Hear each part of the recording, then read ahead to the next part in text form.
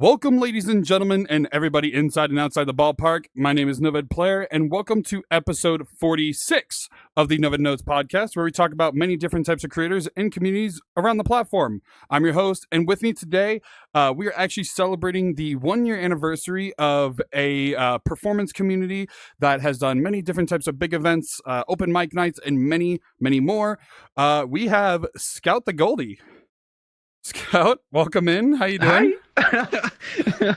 I'm doing so good. How are you? Doing good, doing good. So first and foremost, for the general listening audience at home, what exactly do you do inside of VRChat? Oh, what do I do? That's a really good question because I'm still figuring that out. Like I know what I do, but obviously, as our community grows, I learn more, um, what I feel like my role is in the VRChat community. Essentially, as it is, I'm a talent scout, I'm a showrunner, community founder, but I don't like to put a label on what I do, essentially. But that's the gist of it. It's just something fun. It's very I don't know, man. It's just Fair. That's the question. It's all good. It's all good. I'm no like when it comes to describing me and what I do, it's really just I do what I do because I love the community and I want to make experiences for people. So it's kind of hard to put a label on it. No, that's fair. And I was gonna say, yeah, because as you know, as this is airing in January, because fun fact, we're recording in December. You are actually now celebrating your community's 1-year anniversary. Starting in Yes. middle of January. So I guess one of the first things I wanted to ask in that regard, so what got you started with Goldie Lounge? So, fun fact, whenever I created the VRChat group, there was never any intention of, doing these events or really just anything along the lines of like these major productions. It originally started out as just like a fun little social club in VRChat, where, me and my friends were hanging out. We would just kind of throw small parties for our friends to go to. And then one day I met Pierce. He's now the co-founder of our group. And he was like, we should throw an event. So one night, the very first event that we ever threw was a DJ showcase at the Palace nightclub. And that's really what kicked off everything. And it led up to our first music festival, which was in February. That was Cupid's Lover Fest. And that's whenever I absolutely just fell in love with, the idea of throwing out these music festivals and just, being able to see, so many people having a great time. And that's what really drives me is, allowing performers to have a great time as well as letting the attendees have an amazing time. No, absolutely. And, I've been to some of your events myself and they're all streamed on, Twitch and whatnot. So it's really cool to see how many people you can bring together in that regard because you've done quite a few events when it comes to, hosting these giant festivals in VRChat. So one of the questions I wanted to ask in that regard, because you kind of mentioned how you kind of scout for people and whatnot, how for the very first like big event, which would have been the Cupid one, like, how did you kind of go about like getting that together? So when it comes down to it, so Pierce knew a lot of performers, and we also had a performance recruiter that was working with us, and they knew a lot of the other names because we never intended to do any music festivals after that. It was gonna be like a one-time thing, maybe like once a year. But we ended up loving it so much, and I was fortunate enough that we had some friends that knew friends that knew performers. So it took about maybe 2 weeks of just, networking and getting in touch with these people to bring them in, for our first event like that. But after that, I mean, it just kicked off. We started doing, our open mics and more performers were coming in. And now we've just kind of, started really networking and people want to come perform. So we've decided to give them a space. Hell yeah, hell yeah. So, because while you do these bigger events, you also do hold, hello tracking, you also do like open mics and, a little bit smaller sized Mm-hmm. events. Because I know, if I remember correctly, because we actually had him on the podcast a couple episodes back, we had Nice, because I know he also Yes. hosts some of those open mic nights for your community. So when it comes to those type of like smaller events, you know, overall, like, why? I know this is gonna sound like a weird like question, but like, what made you want to do like the open mic nights versus like doing the bigger events? It's a weird way of phrasing it. So when it, yeah, no. When it comes to open mic, I mean, not only is it's a good networking opportunity for my team, but it's also a good opportunity for performers who haven't done, big events. It gives them a chance to have a feel for a stage. If they've never performed on a stage before or in front of a crowd, it gives them, that chance to, kind of get used to the feeling, get past the anxiety, really, start learning more about performing in VR. And, I've seen there's been so many people that have come into our open mic and, they've stuck with us since day one. And now they're doing these huge performances, at all these other music festivals and all these other events that are happening in VRChat. So that's, that's another thing I love about what we do is that, we have these beginners that come in, we meet them at our open mic, they're all they're nervous, they're anxious, this is their first time, really experiencing sharing their music in virtual reality. And, it's just great to see them grow. And I'm glad that they can, have us to start with. And, there's a lot of people that call us their home when it comes to that. So it's just really inspiring to see. No, absolutely. And I was going to say, like, because you said, with the amount of people that have been through, whether it be one, two, or maybe all of the events, I mean, you guys have grown pretty quickly, in that regard. I mean, considering you guys have only been around since, last January, and if I recall correctly, Hmm. you're at about 2,100 members in the VRC group, which is not an easy feat by any means. Like, that's absolutely insane that you guys have grown so much. Definitely kudos in that regard. But then Oh, again, thank you. yeah, of course. So I guess kind of one of the questions I do have in that regard, because as you're growing and growing and growing, what have some of the complications been? Because obviously with VRChat we can only hold like 80 people per instance. Is it typically easy to hold like backup instances, or is it more like, hey, if you're not in the main instance, go to the Twitch? Like, what's kind of the situation in that regard? Yeah, so pretty much the moment that we have a packed instance and we start building up a queue, we'll send a couple staff members to go open up a secondary queue. And obviously the stream for the event is already loaded into the event world, so it's going to automatically be playing in there. So anybody in the secondary instance can watch it in world. And here you'll see starting in with our the upcoming event Arcadia, we are partnering, well, I wouldn't say partnering, but we are going to be testing out a new hologram system. It'll be the first time you're seeing this hologram system used at a music festival. It's not holospace. This is a newer system. I'll send you the information. I can't think of it off the top of my head, but we'll put their logo like right here. Fair enough.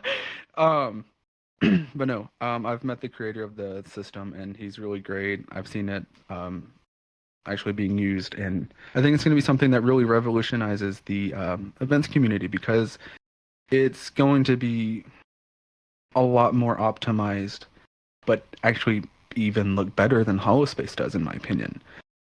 So we'll be running tests on that and really pushing that out there so we can make those secondary instances seem like you're actually in the main instance. Mm-hmm. And it's funny you mentioned Holospace because we just had DX on the podcast, which is actually funny that you mentioned about the Holospace because he actually did tease some things that make the Holospace even more cleaner than what it's ever been. Which he actually taught me some of. If anybody's been to my world since the DX episode, the little hollow spaces I do have in my world are almost 1-to-1 now. Like, you can't even tell they're hollow spaces, which is absolutely insane. Considering it's really cool that we've got in this far in VRChat to where we can project things that are happening in one instance into another instance with no issue. Well, not Right. knock on wood with the no issue part, because it's VRChat. It's Unity. It happens. But well, that's cool that you guys are experimenting with a hologram system in that regard. So kind of one of the questions I wanted to ask in that regard, because as the years go by, the events become bigger and et cetera, et cetera. I would say, out of curiosity, do you know the average like events numbers when it comes to like the Twitch side? Because obviously with the VR chat side, I mean, you guys are getting hundreds of people coming in and out, and you know, Mhm. is it do you have like a relative number of like over the last year? So when I wish I could say that our Twitch numbers were bigger, but honestly, a lot of it is more just in VR chat that we get our numbers from. Twitch will see, per day, maybe like 300 to 400 for that day of viewers. But, in world, throughout a weekend of an event, it's pretty much averaged around 2 to maybe 3,000 on attendees. Wow. But Twitch is a struggle. Everybody, and that's one thing I've seen. Everybody that's starting out, the Twitch is the hardest part to really promote, in my opinion. Hmm. I gotcha. I mean, yeah, I'd say it's definitely a whole different breed when it comes to like advertising the Hmm. event versus advertising the Twitch.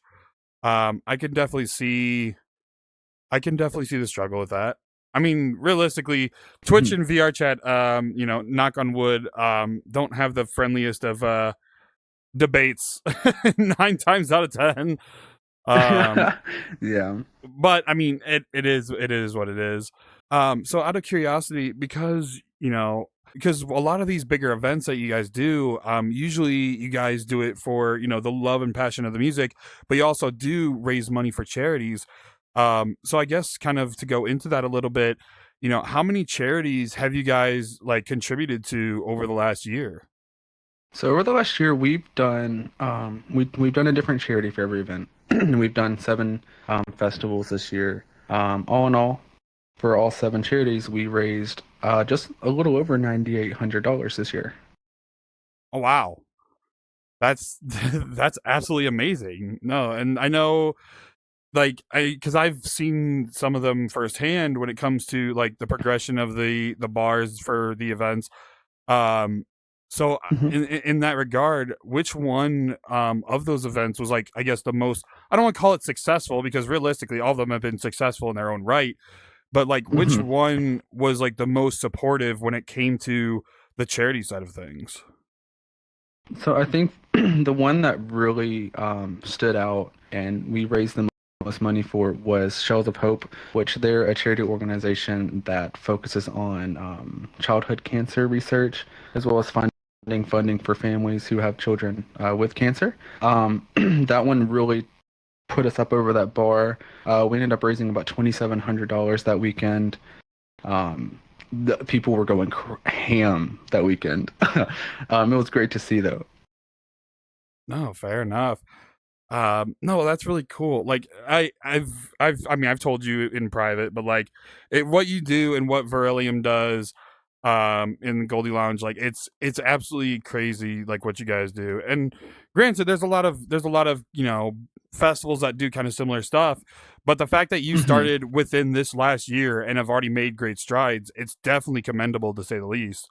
Which I guess we should probably talk about that a little bit, because we kind of talked about Goldie Lounge, but so you are also the chairman of VRelium.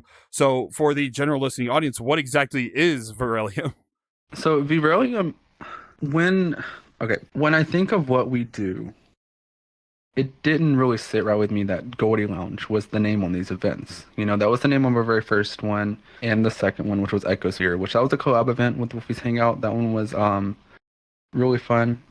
But I don't. It's the community that needs to be the face of these events and the organization that's running these events. I don't want it to be my name or my face that's on the branding. I don't want it to be, anywhere on these events unless, obviously I'm hosting. You'll see me on stage, you'll hear my voice. But VRelium we created it because we wanted, something that kind of works out. So the origin of the name comes from the Latin root, which is aurelium, which is Latin for golden. So there's still a little bit of the Goldie Lounge in this name, because aurelium is Latin for golden, and then we kind of pushed VR in there, and VRelium was born, and now that's we've been running all of our shows under that name. That's what we've decided to go with, and it's been receiving a lot of great feedback. People love the name. It's kind of just slips off the tongue too, but yeah. No, that's cool. It's really cool that you have been able to grow this, amazing community when it comes to these types of events, all from, starting out, very small in January of last year and just kind of going above and beyond. So one of the questions I wanted to ask, because, you kind of mentioned it already, because you do a little bit of like you do bookings for like certain individuals as well, like Nice and a few others.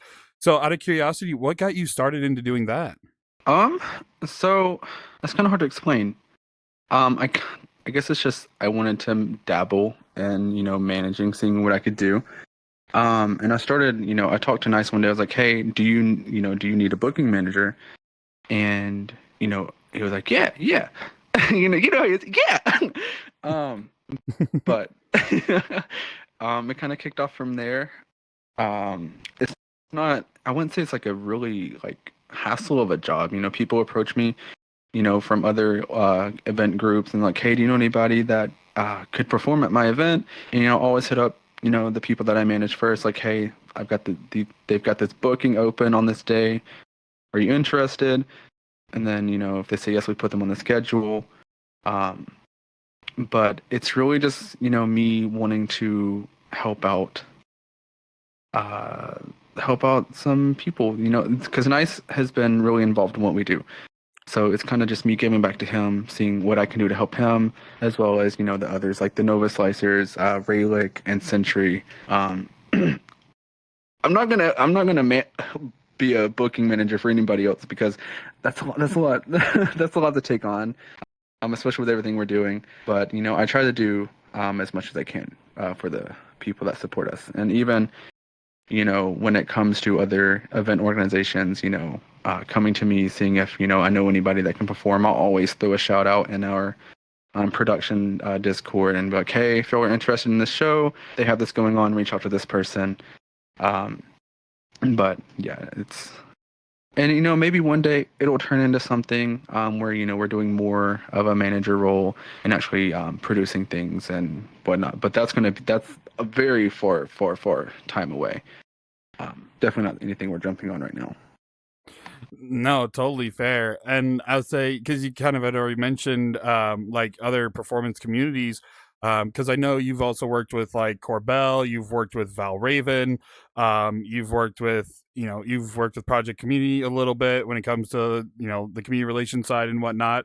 So out of curiosity, like, what is like some of your experiences like working with other like performance communities and stuff like that?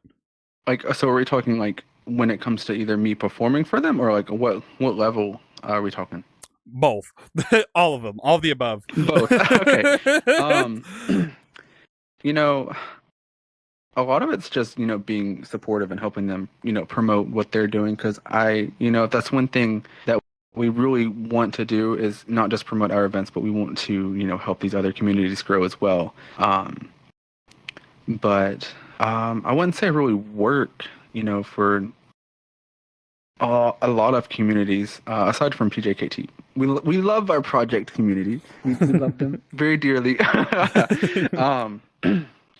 But no, it just kind of just comes from the supporting side and being able to help push them in direction. I've got a lot of communities that reach out to me for, advising and, they want advice on like, "Hey, what should we do for this event?" and stuff like that. So I'm always down to give advice and help, when it's needed. But, and when it comes to performing for these communities, it's always a great time. Their staff is always great. And they are always very respectable. It's always super fun to get on stage and see everybody out in the crowd. And yeah, there's not. I don't know how to put it. I mean, we have our partnered communities. We'll do collab events with other communities, and it's always great getting to work with other teams, meet new people, and kind of expand our horizons on our network and outreach. But it's been good. It's been a really good experience. I Mhm. love communities and community work. So No, absolutely. And because you've worked with like, not only performance communities, but other communities as well. Like you've had the No Friends Friends Club for one of your events this past year, hmm Area 55. There's a lot more. I know I'm probably gonna miss a few. It's fine. There's quite a few. But you also have like exhibited them like at your worlds. One of that comes to hmm mind is obviously the Enchanted, which is a little bit later in 2024. If my dates are correct, a lot has happened in 2024, man. It all becomes a blur after a while. You know, it's yes. but I guess kind of to kind of go into that a little bit. So, because I kind of want your take from both the performer side as well as the production side. What is one event from both sides of the spectrum that you will never forget? Honestly, and this happens every time. It's always the last event that we've done because I feel like, from a production standpoint and, just experience level, because, we're always doing new things. We're always trying to push for that next step. So each experience just keeps getting better. So right now it's Snowbound. Snowbound was truly, getting to work with Area 55 and Starport. It was a really great experience, and it was one of the most magical events we had a chance to work on, and I can't thank Starport enough for letting us come in and work with them on that and collaborate on creating this huge holiday special. But it was just that one's always going to have a really big place in my heart, I think, because there's just so much emotion flowing at that event and just seeing so many people, watching the fireworks and getting emotional and just having this experience that they're not going to get, that often of a chance to experience is just something that's really going to sit with me for a while. Hmm. No, fair enough. Definitely from a production standpoint. I mean, like you said, there's always something new. There's always something bigger and greater. hmm So that's a fair answer. Now, I guess from the performers aspect, and it doesn't have to be one of yours, but any of the events you've ever done, was there ever one that you'll never like, in your opinion, was like the best one you've ever done, or whatever the case may be? The best one that I've ever done, if it comes from like, my performance and the general vibe of the event, um, oh, I don't want to sound like so like self-absorbed, but like one of the best sets I've ever done, and it's the one that I'm the most proud of, would be at Enchanted when we did that. I performed at it, and it was I'm very magic enthused. I love creating these like magical experiences and just everything that involves magic. So obviously the stage there felt great. The being lower to the ground with the crowd and the people in front, getting to sing like closer to them really helped with that. Um, that was also one of the first sets that actually decided to push my vocal range and actually try to manage to hit a lot of high notes that I couldn't when I first started performing at the beginning of this year. So that performance is always going to sit well with me and kind of hold a special place in my heart. 'Cause it's really when I started to branch out and push myself as a musician. No, fair enough. I mean, just looking at some of these past lineups, because I got a little note sheet right here. You've had so many performers around the world. It doesn't matter whether they're from Western or Eastern side of things. hmm It's definitely a crazy thing, in that regard, and it's kind of cool that Enchanted is the one that kind of holds the closest, in your eyes? Because I believe that was the first one, if I remember correctly, that was actually the first one where like we had properly like met and kind of gotten to know each other a little bit, and on the PJKT side as well. But yeah, I remember going to that world in particular, and there'll be footage of the screen of the world and everything. But seeing like all the little booths there, and even spawning into that it's like a purplish room with like the book, and you had to like click the book to get in there. Like it was definitely a cooler experience for a performance world, because a lot of performance world, you usually just run over to the stage, or and it'd be like a walkway or whatever the case may be. But this one had like stuff to see on the way to the booth, which is a little bit different than like obviously like your club venues and stuff. It's a unique experience, rather than just, oh, here's a club like DJ venue world, like there you go. No, you actually have other things involved, which at least in my eyes, and probably some other people that are watching or listening, it's definitely it's a different type of style, which a lot of people can definitely probably get behind. So yeah, when it comes to the events that we want to put on, obviously we want there to be a story. It doesn't have to be a super in-depth story, but we want there to be a set tone that people can kind of follow, and because when it comes to a festival, it's more than just going to a stage and watching a performance. It's when it comes to the events that we want to put on. We want there to be a story behind that event. There's always going to be a theme. There's always going to be a name that goes along with that theme. And, the worlds, they're great. DJ Red Panda, he's our lead world developer. He does a great job putting things together. And he's very fast, by the way. Like Enchanted took probably like, I think 2 or 3 weeks to put together, have everything set up, ready to go. But he does an amazing job at making sure that, he fits the vibe of the event, the theming, just making sure everything is just so well meshed together. But we really want there to be a story that people can kind of follow along with this event and have it just be a fully immersive experience. Even if you do have to take a super long walk to the stage that I know multiple people have complained about, because I hear it every single time, and I know the walking speed for the worlds is very slow. I'm sorry, but we're still doing it. But no, it's definitely, we've gotten a lot of great feedback. People love the stories, people love the themes, and, it's something that we plan on keeping to do. We plan on keeping to do, how do you word that? We plan on doing it more. There you go. That's the wording. It's all about the story. It's all about the story that you can involve people in while they're enjoying these amazing performances on stage. No, absolutely. And I definitely, at least from my eyes, from Enchanted on, you guys have definitely done a great job in that regard. Whether it was Enchanted or the NFFC collab event, Snowbound, each one had its own little storyline per se. Even the spawn areas, like, they give you something to look forward to when you first load in, rather than just, oh, you're here. It's nice. And not to mention having all the, the toggles for like post-processing and everything. Very useful to have that in the front end, especially with how big some of these events are. For sure, yeah.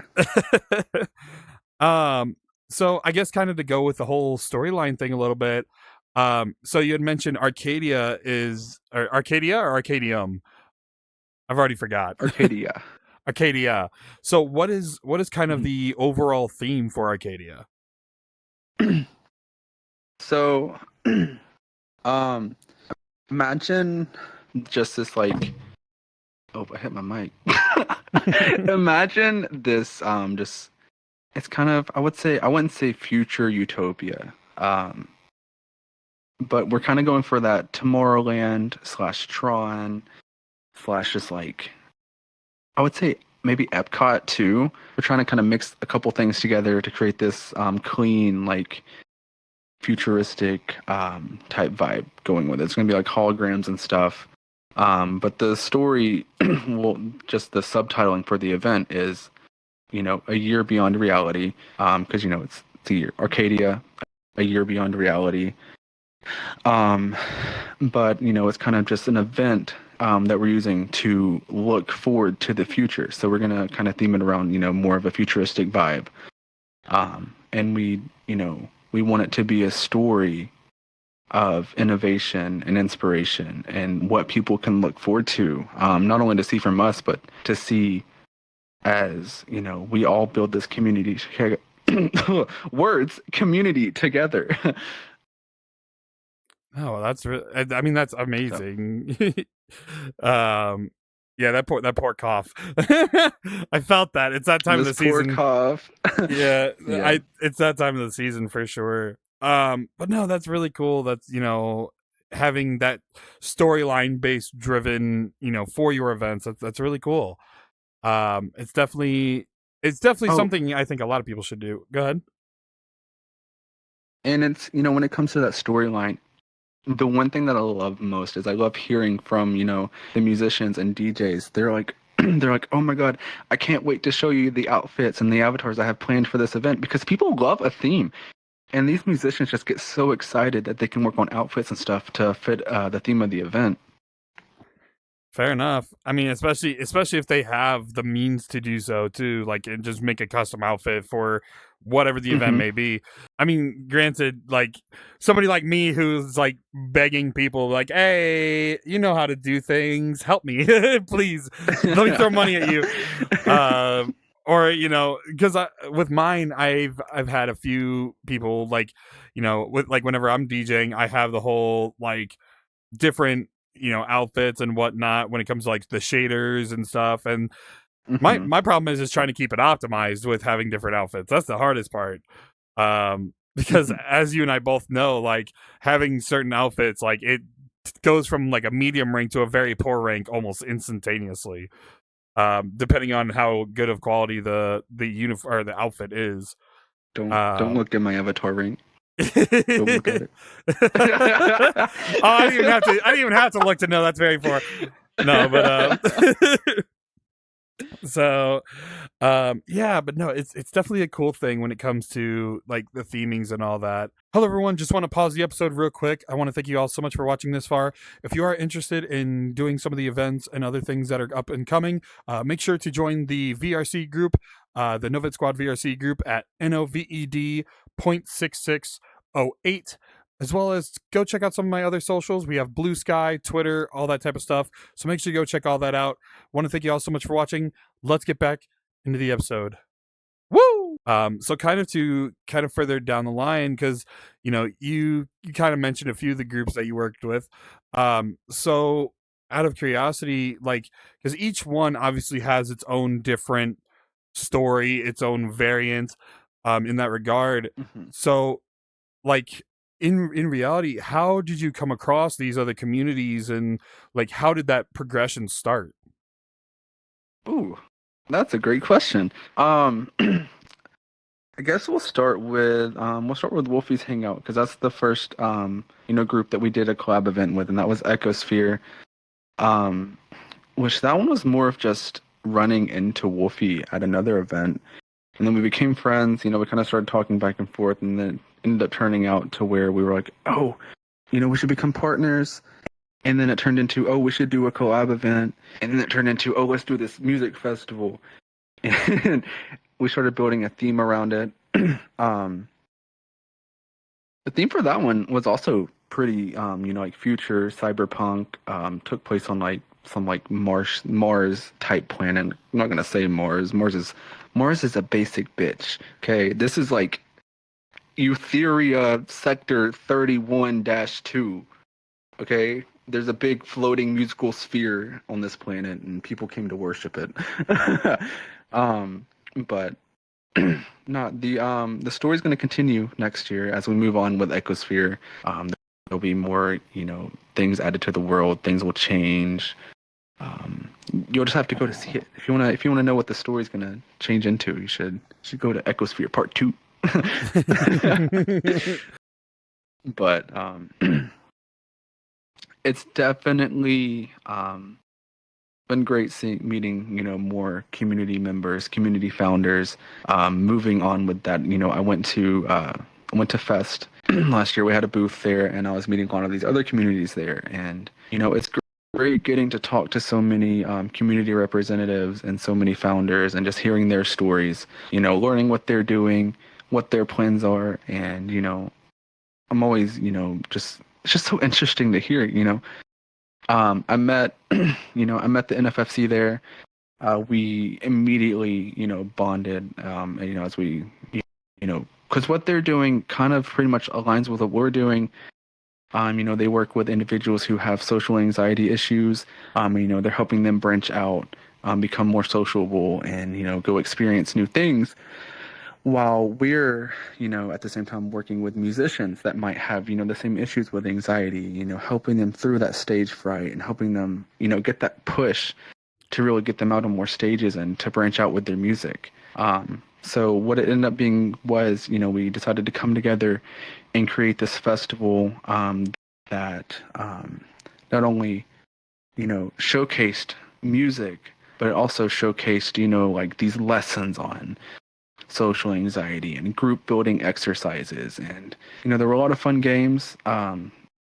Seder and Kuro, they're really great at what they do. And the one thing that we noticed was when we had this event, it was probably like a 50-50 split for the attendees of like who came from what group. And it was just amazing to see all of these new friend groups blossom, and everybody was like in these circles, talking, getting to know each other. We still have people from NFFC that come visit us, and people from VRelium, they go and attend these NFFC events too.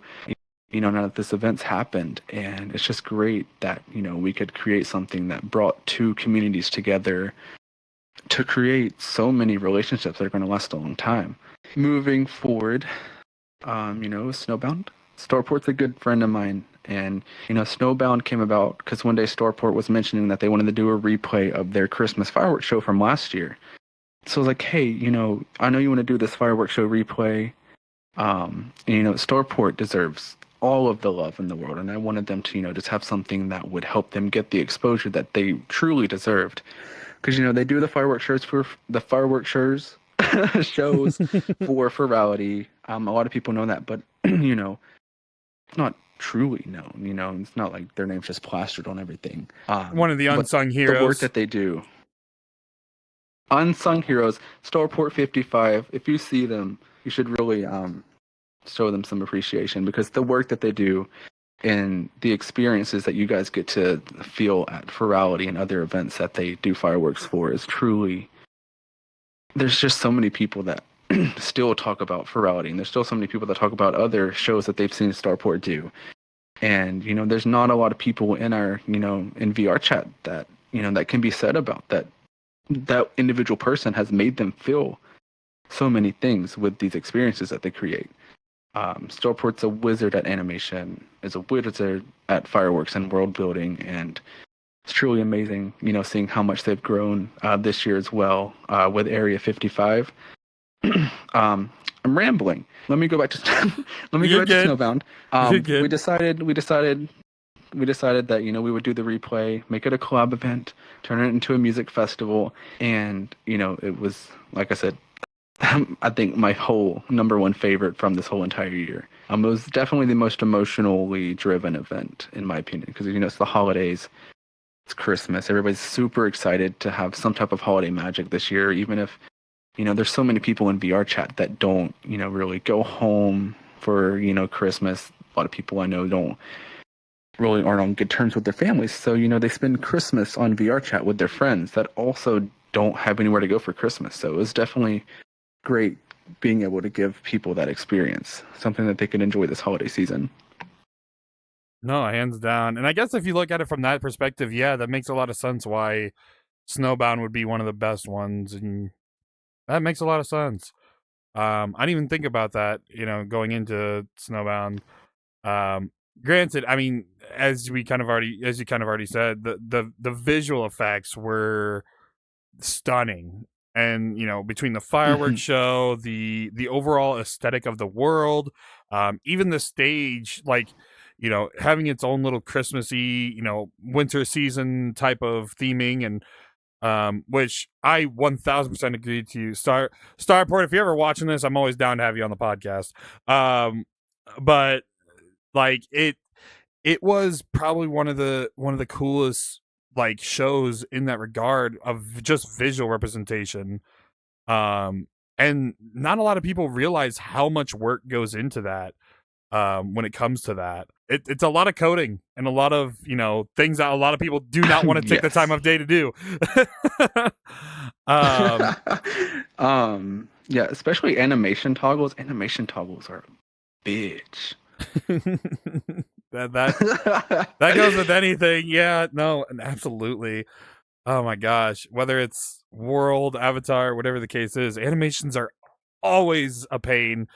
And yet we take advantage of it every time we're on this platform. We got the dancing animations for avatars. We have, world animations with fireworks and, lights and, post-processing related things. Like, there's a lot of things that a lot of VRChat players take for granted because all of that had to have been made for it to work. Exactly. People forget that there's literally a person on the other side of your screen that spent hours, if not sometimes years, developing these things so that people can enjoy them, whether it's for free or, you're buying an asset on Gumroad, which a lot of these people are crazy. They're like, I made this. It took me 3 years. Have it for free. And it's like, it's great, but like, you deserve the respect for what you're doing if you're creating these great things for people. Hands down. Well, that's what's up. I'd say and I'm excited to see all the future events because I feel like, as you kind of stated, each event kind of grew and grew and grew. I'm definitely excited to see what 2025 brings for you guys, and see what you guys can come up with for the next year, however many years you guys continue doing it. It's definitely. We said this off camera, but like we've definitely been in talks regarding Noved Bash 2, which. That might not be the name, but I'll figure something out. If everything goes to plan, I'll figure out a proper name.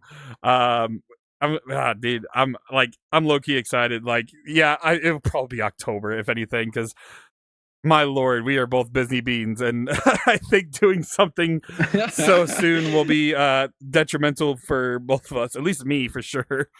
At least October, I can plan like. Get all of the homies ready and whatnot, and whatever the case may be. But no, it'll be a huge honor to like get to work with you guys, and dude, the amount of hype that I'm containing the hype as much as I can. But like I've always wanted to do, because I've been an event host since before I did communities. Project community and my own community. I've been an event host, like doing whatever the case may be, game nights, etc. But to do something, at least in my opinion, this grand scale is way beyond my reach. And like it'll be cool. I'm excited. But back into you, because I don't want to talk about me. That's weird. But. Not everything's about you, Noved. What? Damn. Post editor, cut that entire bit out. Anyway,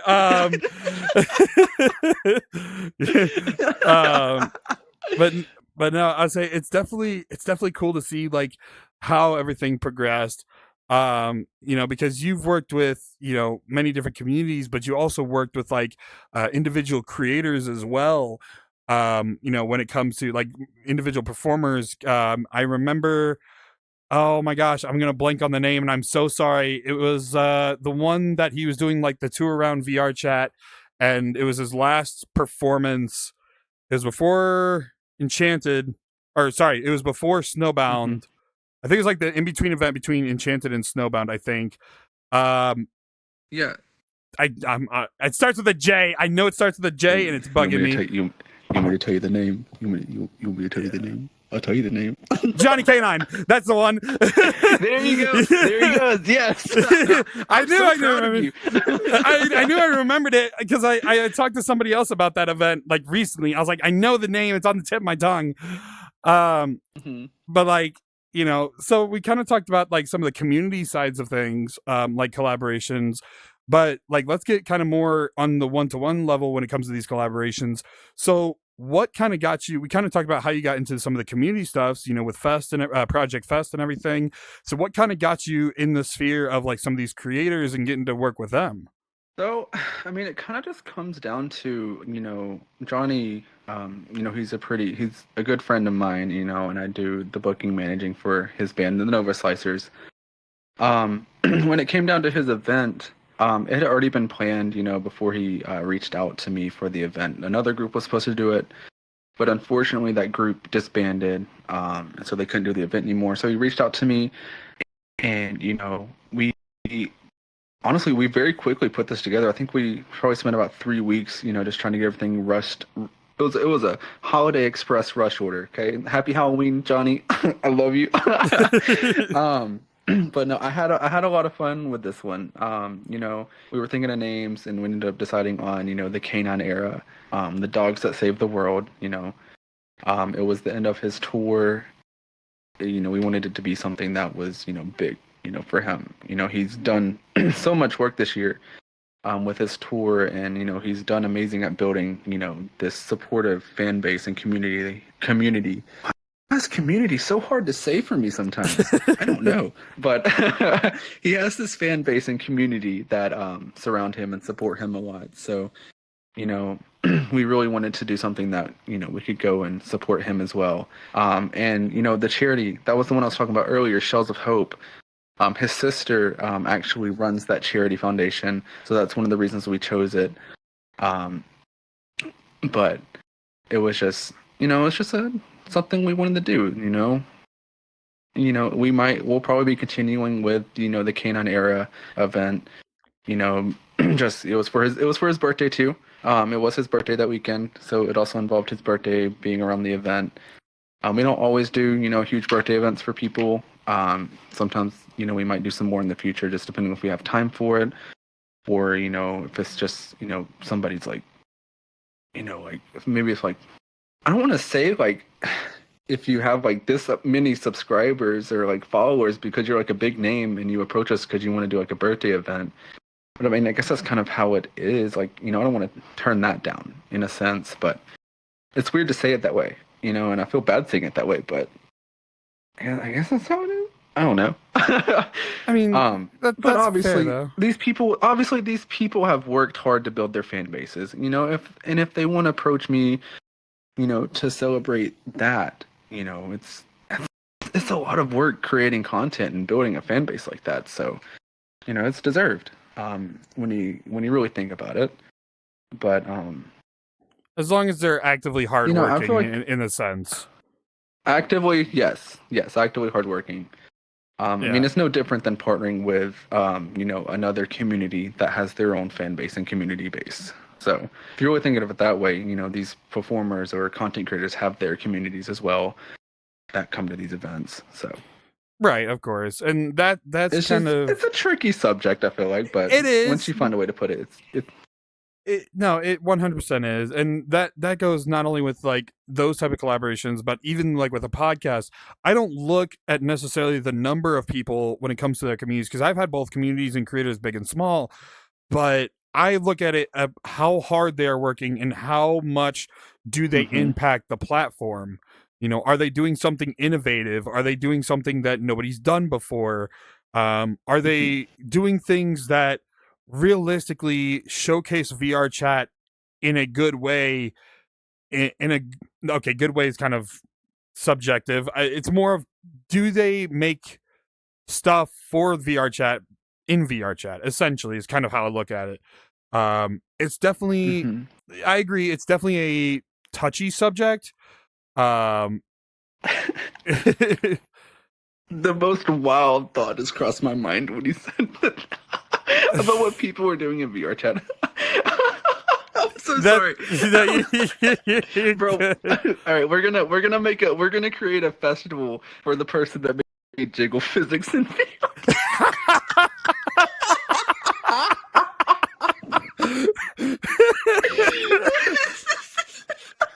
Oh no. Oh no. I don't even know who that is. Like that, you know what? That's an unsung hero right there. No. Unsung hero. You know, if we find out who it is, we're gonna get him on this podcast. that would be nuts. I don't even know, like, bro, we'd have to date back to like 2014 era VRChat and look from there. Could you imagine? Bro, it's just a Unity developer, then they just implement it into VRChat. Oh my gosh, no, that'd be funny. No, I was gonna say, God,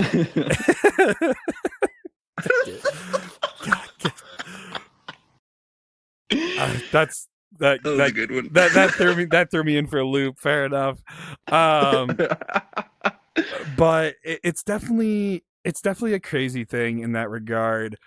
Not the jiggle physics part. That's what I meant to, like, you know, it's like you said, it is kind of a touchy subject, and because a lot of us, when it comes to our communities and our creations, you know, we don't want it to do it, you know, typically for the glory or the fame or anything like that. We do it because we're passionate about what we do. You know, we enjoy doing what we do, whether it's performing and, you know, event hosting to, you know, showcasing, you know, the brighter side of VRChat. It's one of those things that we do it because we're passionate about the platform and the community within the platform, you know.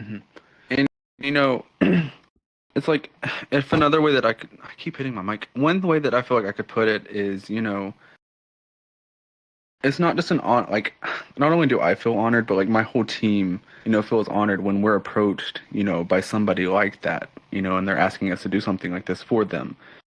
And when it comes to, you know, not just, you know, content creators or like a specific individual, creating an event with a community, as long as our communities, you know, are aligned and, like, you know, we have the same missions. Well, I wouldn't say the same mission, but very similar missions, and we're very supportive, you know, of our communities, and we're wanting to, you know, do this to give back to the community. That's another thing that really drives us to do these, you know, collaborative events. Is as long as we're giving back to somebody, you know, we feel great. We feel honored. You know, it was an honor working with Johnny on this event, you know, and I'm very thankful that he approached us for it. No, absolutely. So I guess kind of to go a little bit off topic, but in the same sense on topic, because you've been doing this now for, you know, it'll be now over a year, as this, or actually it'll be a year when this podcast episode goes out. I guess since you've had the experience of doing this for a year now, you know, for those that are interested in, you know, doing these type of events, you know, and getting these performance communities together, what is a piece of advice that you can give for somebody, you know, who's interested in doing, let's say, these bigger festival events and, you know, bigger charity events? Don't be afraid to meet new people. I mean, networking, you know, making new friends. Find people. If you're wanting to build a team, find people that align with your own values and your own mission. I can't stress it enough that I am just absolutely thankful for the people that I get to work with and the team that we've built this year. It's truly shocking, every event that we have, just the amount of work that everybody puts in, and, you know, us all we're just so, like, it's crazy. We're so aligned. Like, we all pretty much know what we're doing individually. I don't think I've ever really had to ask anybody to do anything. Everybody just kind of knows their role, they do their thing, and it kind of just all meshes together because we all kind of just see eye to eye. And if you're looking to build a team, that's definitely something that you should make sure that those people see eye to eye with, not just your vision, but you see eye to eye with their visions, and you will just value the same things, honestly. That's the that's the starting point, because you can't have an event without an events team, obviously. Um, but it's also just outsourcing, meeting people from other communities, other event organizations, seeing what they're doing, and don't be afraid to ask for advice. If you need advice, come to me. There's a lot of other event community founders that are also, very free at giving advice. I had a couple of advisors when we first started doing what we were doing, and, was never afraid to reach out. Everybody's there for welcoming arms. But it's definitely top three: networking, team building, and reaching out. No, absolutely. And the reaching out, especially, in marketing, it definitely has a huge impact, because with Mm-hmm. with VRChat, right? It's not hard if you know what you're doing. It's all Yeah. about, it's realistically, it's either word of mouth or just getting the name out there. And of course, there's good ways of doing that and bad ways of doing it. You don't want to just spam request invites to like join the group, to Right. random instances. That's one of the things about, and not to, like, this is speaking from not only my point of view but from other communities I've worked with. It's all about being human, in the sense of, like, because realistically every creator is a person at the end of the day. Well, okay, not counting like the AI. You get what I mean. But like, we're all people at the end of the day.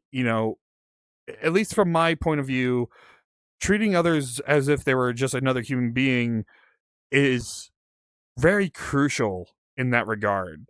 Because a lot of people like Mm-hmm. to hold, like, creators, not only like content creators, but like world creators, on a very high pedestal.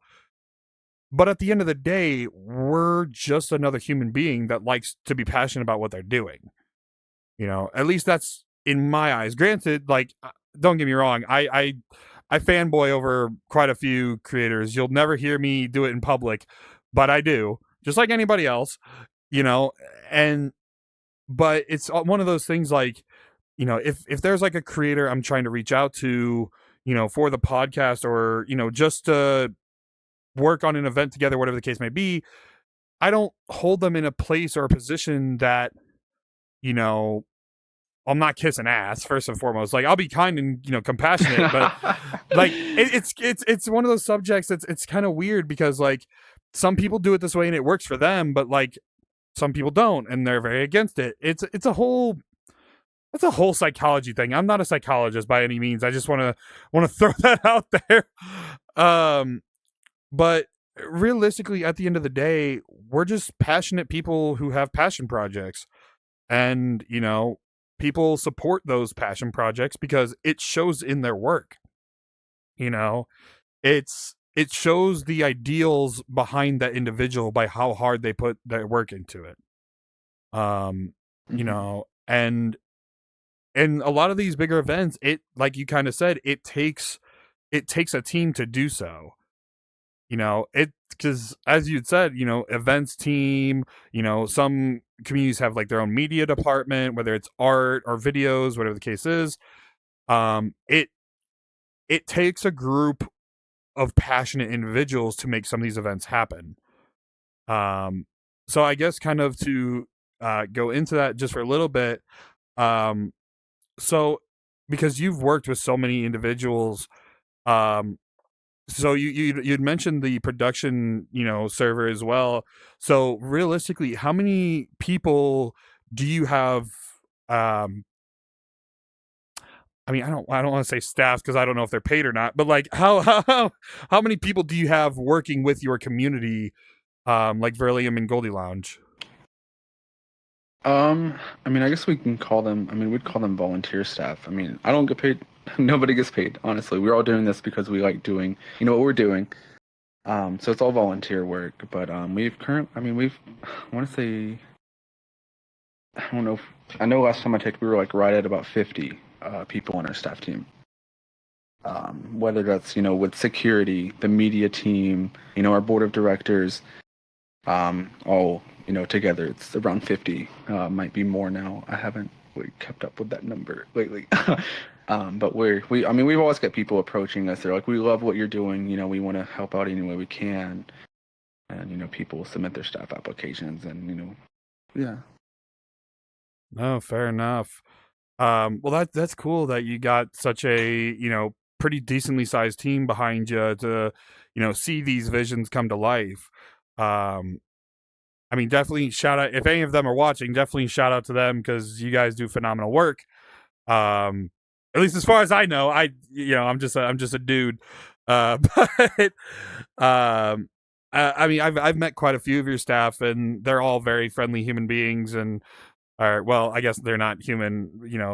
They are very friendly furries, and beans. But But yeah, I was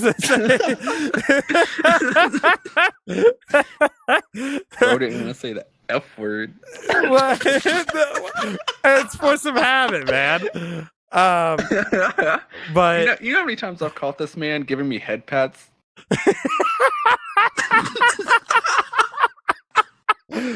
Damn. All right.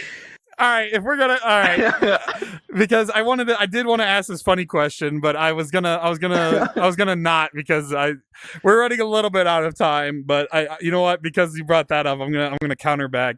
So I'm curious because I don't think a lot of people do know. So what made you come up with the DJ name DJ Discord Puppy? Okay. All right. This was actually very last minute. This name came up with the day of that event, and we were all joking around.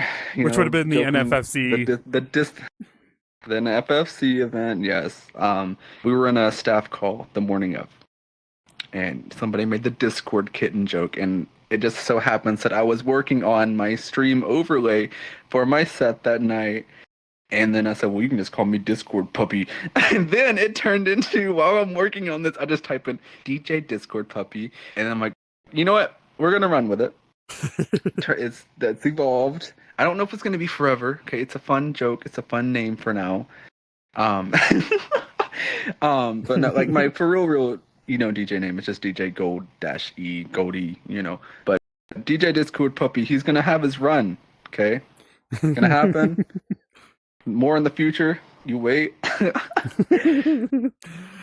Oh man, I had to clap back. As goofy as that was. But in all seriousness, it's really cool that because you not only do you sing and perform, you also do DJing as well. Because not a lot of DJs can sing and not a lot of singers can DJ. For the most part, I know there's a good handful of them that do. So it's definitely cool to say the least that you kind of have a venture into both sides of things when it comes to the performance aspect. But yeah, I was gonna say because now we're running a little bit overtime, but it's fine. I was gonna say, so one of the last questions I wanted to ask before you ended off and you tell people where you find you. So realistically, when it comes to this upcoming year of 2025, what are some things that we can look forward to? Because we already mentioned Arcadia. I've suppose I dare fix it. But what are some of the things that we can look forward to from the Goldie Lounge and VRelium?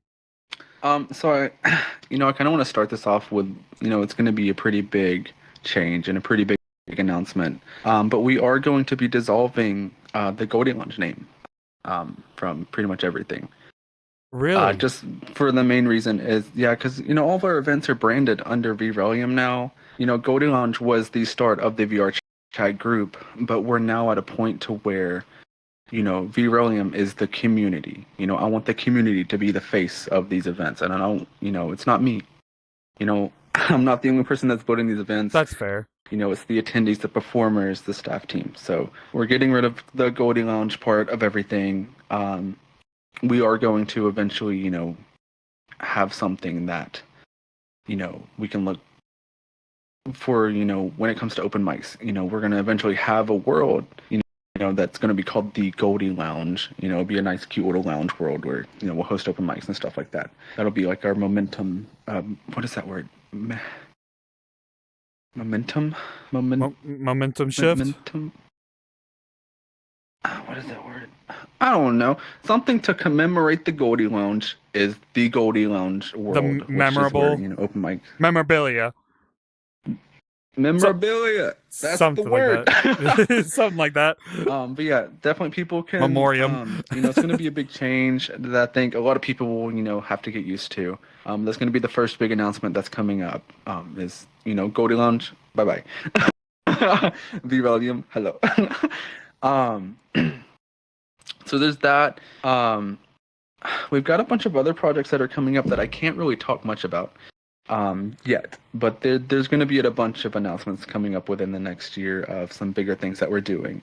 One of the things that we're looking forward to next year is we are bringing back Cupid's Loverfest, which that was our very first music festival. So that'll be in February. It'll probably be the weekend before or after Valentine's Day. I don't have a super set date just because there's another project that might interfere with that month that we're also working on. But that's one thing I'm super excited about. That'll be, something that we can look back on as well. Because that's really what started the music festival stuff that we're doing now. I feel like there's not too much I can go into. There's a lot of surprises coming in next year, and I don't want to ruin surprises. I want people to be excited for these when we make these announcements. But I can tell you now, Arcadia is going to be our first event of this year. This podcast is being released on day 1 of Arcadia, which is crazy. I'm super excited. Yeah, make sure go check it out. But we'll throw the world link down in the description. go check it out. Go check it out. But no, I'm just I'm excited for the innovation, and I'm excited for all of the new things that we have planned coming in with the new year, and I just want to keep, being able to create experiences and make people happy. So. Oh, fair enough. Dude, Scout, first and foremost, thank you for coming on. This did not feel like an hour, a little bit over an hour now. But it definitely went by quick. After because we had some tech issues, in the middle, but that was only 15 minutes in, and the rest just flew by like crazy. So yeah. Well, before we do end everything off, I do want to, have you tell the audience where they can find you, all the links, literally anywhere they can find you, your community, all that stuff. But yeah, take it away. Okay. Hi, my name is Goldie. You can find me here in VRChat for the most part. I'm usually hanging out with my group and my community, which is, the Goldie Lounge VRelium. Not for long, it'll just eventually just be VRelium. But that group code is Goldie.8220 if you want to join that group. You can also find me on TikTok at ScouttheGoldie. You can also find me on Twitter at ScouttheGoldie. You can also find me at Blue Sky at ScouttheGoldie. You can find me on Twitch at ScouttheGoldie. But no, if you want to come say hello, I'm always generally on Blue. Send me a friend request. We can hang out. But that's about it.